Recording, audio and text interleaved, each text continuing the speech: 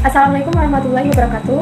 Baiklah, di sini saya akan menjelaskan pengertian Pancasila sebagai dasar nilai pengembangan ilmu pada beberapa jenis pemahamannya, yaitu pertama, bahwa setiap ilmu pengetahuan dan teknologi yang dikembangkan di Indonesia haruslah tidak bertentangan dengan nilai-nilai yang terkandung dalam Pancasila.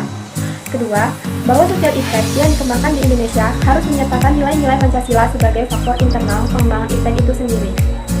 Ketiga, bahwa setiap nilai-nilai Pancasila berperan sebagai rambu normatif bagi pengembangan iptek di Indonesia. Artinya, mampu mengendalikan iptek agar tidak keluar dari cara berpikir dan cara bertindak bangsa Indonesia. Keempat, bahwa setiap pengembangan iptek harus berakar dari budaya dan ideologi bangsa Indonesia sendiri, atau yang lebih dikenal dengan istilah indigenisasi. Keempat, pengertian Pancasila sebagai dasar pengembangan ilmu sebagaimana dikemukakan di atas mengandung konsekuensi yang berbeda-beda. Namun, keterlibatan nilai-nilai Pancasila ada dalam posisi tarik ulur, artinya ilmuwan dapat mempertimbangkan sebatas yang mereka anggap layak untuk dilibatkan. Bahwa nilai-nilai Pancasila berperan sebagai rambu normatif bagi pengembangan iptek, mengasumsikan bahwa ada aturan main yang harus disepakati oleh para ilmuwan sebelum ilmu itu dikembangkan. Assalamualaikum warahmatullahi wabarakatuh. Perkenalkan, saya Intan Kalista Dirja dari kelompok 4. Di sini saya akan menjelaskan tentang urgensi Pancasila sebagai dasar nilai perkembangan ilmu. Kehadiran ilmu pengetahuan dan teknologi memberikan kemudahan bagi kita untuk memecahkan berbagai persoalan hidup. Namun, ilmu pengetahuan dan teknologi sering disalahgunakan oleh beberapa pihak yang mengakibatkan kematian serta memusnahkan peradaban manusia. Contohnya, saat Perang Dunia Kedua dijatuhkannya bom atom di kota Nagasaki dan Hiroshima yang merenggut banyak nyawa dan trauma berkepanjangan pada generasi seterusnya. Pentingnya Pancasila sebagai dasar perkembangan ilmu dapat dilihat dari beberapa aspek. Yang pertama, pluralitas nilai yang berkembang dalam kehidupan bangsa Indonesia seiring dengan kemajuan iptek menimbulkan perubahan dalam cara pandang manusia tentang kehidupan. Hal ini membutuhkan renungan dan refleksi yang mendalam agar bangsa Indonesia tidak terjerumus ke dalam penentuan keputusan nilai yang tidak sesuai dengan perkembangan hidup bangsa Indonesia. Yang kedua, dampak negatif yang ditimbulkan oleh kemajuan iptek terhadap lingkungan hidup berada dalam titik nadir yang menyebabkan ekstensi hidup manusia di masa yang akan datang. Oleh karena itu, diperlukannya tuntunan moral bagi para ilmuwan dan pengembang iptek di Indonesia. Yang ketiga, pengembangan iptek yang didominasi dengan politik global yang ikut mengancam nilai-nilai khas yang dalam kehidupan bangsa Indonesia seperti spiritualitas, gotong royong, solidaritas, musyawarah, dan rasa cinta keadilan. Oleh karena itu, diperlukan orientasi yang jelas untuk menyaring dan menyangkal pengaruh nilai-nilai global yang sesuai dengan nilai kepribadian bangsa Indonesia. Assalamualaikum warahmatullahi wabarakatuh. Perkenalkan, nama saya Ailandari dengan NPM D1C021003. Saya berasal dari Kampung. Di sini saya akan menjelaskan materi Pancasila bab 7 bagian 2, menanyakan alasan Pancasila sebagai sistem etika. Mengetahui bahwa Pancasila sebagai sistem etika tidaklah muncul begitu saja. Pancasila sebagai sistem etika diperlukan dalam kehidupan politik untuk mengatur sistem penyelenggaraan negara. Anda dapat membayangkan apabila dalam penyelenggaraan negara tidak memiliki sistem etika yang menjadi evidence atau tuntunan bagi para penyelenggara negara, yang pastinya negara itu akan hancur. Ada beberapa alasan mengapa Pancasila sebagai sistem etika itu diperlukan dalam kehidupan bernegara di Indonesia. Pertama, dekadensi moral yang melanda kehidupan masyarakat, terutama generasi muda, sehingga membahayakan kehidupan bernegara. Generasi muda yang tidak memiliki pendidikan karakter yang memadai dihadapkan pada pluralitas nilai yang melanda Indonesia sebagai akibat globalisasi sehingga mereka kehilangan arah. Dari dekadensi yaitu penyalahgunaan narkoba, kebebasan tanpa batas, rendahnya rasa hormat terhadap orang tua, menipisnya rasa kejujuran, tawuran di kalangan pelajar. Semuanya itu menunjukkan lemahnya tantangan nilai moral dalam kehidupan bangsa Indonesia. Oleh karena itu, Pancasila sebagai sistem etika diperlukan kehadirannya sejak dini berpendidikan yang menjadi evidence atau tuntunan bagi para penyelenggara negara, yang pastinya negara itu akan hancur. Ada beberapa alasan mengapa Pancasila sebagai sistem etika itu diperlukan dalam kehidupan bernegara di Indonesia. Pertama, dekadensi moral yang melanda kehidupan masyarakat, terutama generasi muda, sehingga membahayakan kehidupan bernegara. Generasi muda yang tidak memiliki pendidikan karakter yang memadai dihadapkan pada pluralitas nilai yang melanda Indonesia sebagai akibat globalisasi sehingga mereka kehilangan arah. Dari dekadensi yaitu penyalahgunaan narkoba, kebebasan tanpa batas, rendahnya rasa hormat terhadap orang tua, menipisnya rasa kejujuran, tawuran di kalangan pelajar. Semuanya itu menunjukkan lemahnya tantangan nilai moral dalam kehidupan bangsa Indonesia. Oleh karena itu, Pancasila sebagai sistem etika diperlukan kehadirannya sejak dini, terutama dalam pendidikan dari sekolah. Yang kedua, korupsi. Korupsi akan merajalela apabila para penyelenggara negara tidak memiliki rambu-rambu normatif dalam menjalankan tugasnya.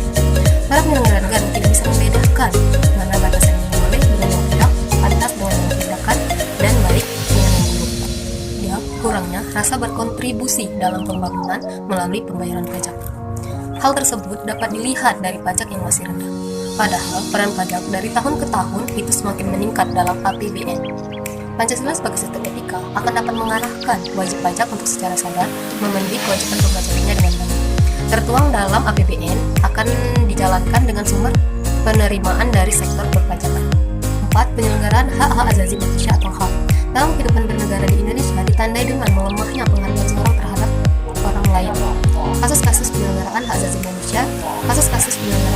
manusia di berbagai media, seperti penganiayaan terhadap pembantu rumah tangga, penelantaran anak-anak yatim, kekerasan dalam rumah tangga atau KDRT. Semuanya itu menunjukkan bahwa kesadaran masyarakat terhadap nilai-nilai Pancasila itu belum berjalan dengan baik. Oleh karena itu, diperlukannya sosialisasi sistem etika Pancasila dalam kehidupan masyarakat. Yang kelima, kerusakan lingkungan yang berdampak terhadap berbagai aspek kehidupan manusia, seperti kesehatan, kelancaran penerbangan, nasib generasi yang akan datang, global warming, perubahan cuaca, dan lain-lain. Kasus-kasus tersebut menunjukkan bahwa kesadaran terhadap nilai-nilai Pancasila sebagai sistem etika itu belum mendapatkan tempat yang tepat di hati masyarakat. Contohnya seperti pembakaran hutan di Riau yang mengakibatkan kabut asap. Oleh karena itu, sistem etika diperlukan dalam peraturan undang-undang yang menindak, ditugaskan dalam pelaku pembakaran hutan, baik pribadi maupun perusahaan atau kelompok. Hai, Assalamualaikum warahmatullahi wabarakatuh. Perkenalkan, nama saya Nasara Yayang Cantika dengan NPM D1C021039. C. Menggali sumber historis, sosiologis, politis tentang Pancasila sebagai dasar nilai pengembangan ilmu di Indonesia. 1. Sumber historis Pancasila sebagai dasar nilai pengembangan ilmu di Indonesia. Inti dari poin nomor 1 yang telah saya ringkas adalah bahwa Pancasila memiliki konsep sebagai dasar nilai pengembangan sebuah ilmu yang amat penting untuk dipelajari. Beberapa poin yang telah saya tangkap adalah bahwa Pancasila merupakan suatu hal yang penting untuk menyatakan bahwa Pancasila adalah sebuah gagasan yang sangat besar untuk kebudayaan Indonesia. Artinya apa? Artinya bahwa nilai-nilai benar-benar diramu dari sistem nilai bangsa Indonesia sendiri adalah nilai yang teramat penting untuk dianggap. 2. Sumber sosiologi Pancasila sebagai dasar nilai pengembangan ilmu di Indonesia. Sumber sosiologi Pancasila sebagai dasar nilai pengembangan iptek dapat ditemukan pada sikap masyarakat yang sangat memperhatikan dimensi ketahanan dan kemanusiaan, sehingga manakala iptek tidak sejalan dengan nilai ketuhanan dan kemanusiaan, sehingga terjadi penolakan. Contohnya, penolakan masyarakat atas rencana pembangunan pusat pembangkit listrik tenaga nuklir di Semenanjung Muria. Beberapa tahun yang lalu, penolakan masyarakat terhadap PLTN di Semenanjung Muria didasarkan pada kekhawatiran atas kemungkinan kebocoran pembangkit listrik tenaga nuklir di Chernobyl, Rusia. Beberapa tahun yang lalu, trauma nuklir berkaitan dengan keselamatan reaktor nuklir dan keluaran limbah radioaktif yang termasuk ke dalam kategori limbah beracun. Kedua isu tersebut memicu dampak sosial sebagai akibat pembangunan PLTN. Bukan hanya bersifat standar seperti terciptanya kesempatan kerja, kesempatan berusaha, timbulnya gangguan kenyamanan karena kemacetan lalu lintas, bising, getaran, debu, melainkan juga dampak yang bersifat khusus seperti rasa cemas, khawatir, dan takut. Yang besarnya tidak mudah dikuantifikasi. Dalam terminologi dampak sosial, hal yang demikian itu dinamakan perceived effect. 3. Sumber politis Pancasila sebagai dasar nilai pengembangan ilmu di Indonesia. Sumber politis Pancasila sebagai dasar nilai pengembangan ilmu di Indonesia dapat dirunut ke dalam berbagai kebijakan yang dilakukan oleh para penyelenggara negara. Dokumen pada masa Orde Lama yang meletakkan Pancasila sebagai dasar nilai pengembangan atau orientasi ilmu, antara lain dapat dilihat oleh dari pidato Soekarno ketika menerima gelar Dr. Honoris Causa di UGM pada 19 September 1951. Dengan demikian, Pancasila selanjutnya pidato Soekarno pada Akademi Pembangunan Nasional di Yogyakarta 18 Maret 1962. Pada zaman Orde Baru, Presiden Soeharto menyinggung masalah Pancasila sebagai dasar ilmu pengembangan ilmu ketika memberikan sambutan pada Kongres Pengetahuan Nasional 4 18 September 1986 di Jakarta. Pada era reformasi, Presiden Susilo Bambang Yudhoyono dalam sambutan pada acara silaturahim dengan Akademi Ilmu Pengetahuan Sosial (AIPI) dan Masyarakat Ilmiah 20 Januari 2010 di Serpong. Dalam pidato Habibie pada 1 Juni 2011 menegaskan bahwa penjabaran Pancasila sebagai dasar nilai berbagai kebijakan penyelenggaraan negara merupakan suatu upaya untuk mengaktualisasikan Pancasila dalam kehidupan masyarakat. Baiklah, di sini saya akan menjelaskan membangun argumen tentang dinamika dan tantangan Pancasila sebagai dasar nilai pengembangan ilmu. Yang pertama adalah argumen tentang dinamika Pancasila sebagai dasar pengembangan ilmu. Pancasila sebagai pengembangan ilmu belum dibicarakan secara eksplisit oleh para penyelenggara negara sejak Orde Lama sampai era reformasi. Para penyelenggaraan negara pada umumnya hanya menyinggung masalah pentingnya keterkaitan antara pengembangan ilmu dan dimensi kemanusiaan. Kajian tentang Pancasila sebagai dasar nilai pengembangan ilmu baru mendapat perhatian yang lebih khusus dan eksplisit oleh kaum intelektual di beberapa perguruan tinggi, khususnya Universitas Gadjah Mada atau yang disebut UGM, yang menyelenggarakan seminar nasional tentang Pancasila sebagai pengembangan ilmu pada tahun 1987 dan simposium dan serasehan nasional tentang Pancasila sebagai paradigma ilmu pengetahuan dan pembangunan nasional pada tahun 2006. Namun, pada kurun waktu akhir-akhir ini, belum ada lagi suatu upaya untuk mengaktualisasikan nilai-nilai Pancasila dalam kaitan dan pengembangan iptek di Indonesia. Baiklah, untuk selanjutnya saya persilakan kepada Desi. Terima kasih. Oke, baiklah, di sini saya akan menyampaikan materi bagian 2, yaitu argumen tentang tantangan Pancasila sebagai dasar pengembangan ilmu. Ada beberapa bentuk tantangan terhadap Pancasila sebagai dasar pengembangan iptek di Indonesia. Yang pertama yaitu kapitalisme sebagai menguasai perekonomian dunia termasuk Indonesia. Akibatnya apa? Akibatnya ruang bagi penerapan nilai-nilai Pancasila sebagai dasar pengembangan ilmu menjadi terbatas. Upaya bagi pengembangan sistem ekonomi Pancasila yang dirintis Profesor Mugiarto tahun 1980 belum menemukan wujud nyata yang dapat diandalkan untuk menangkal dan mengiringi sistem ekonomi yang berorientasi pada pemilik modal besar. Lalu yang kedua itu globalisasi yang menyebabkan lemahnya daya saing bangsa Indonesia dalam pengembangan iptek, sehingga Indonesia lebih berkedudukan sebagai konsumen daripada produsen dibandingkan dengan negara lainnya. Selanjutnya yaitu konsumerisme yang menyebabkan negara Indonesia menjadi pasar bagi produk negara lain yang lebih maju ipteknya. Pancasila sebagai pengembangan ilmu baru pada taraf wacana yang belum ada berada pada aplikasi kebijakan negara. Dan yang terakhir yaitu pragmatisme yang berorientasi pada 3 ciri. Apa saja 3 ciri itu?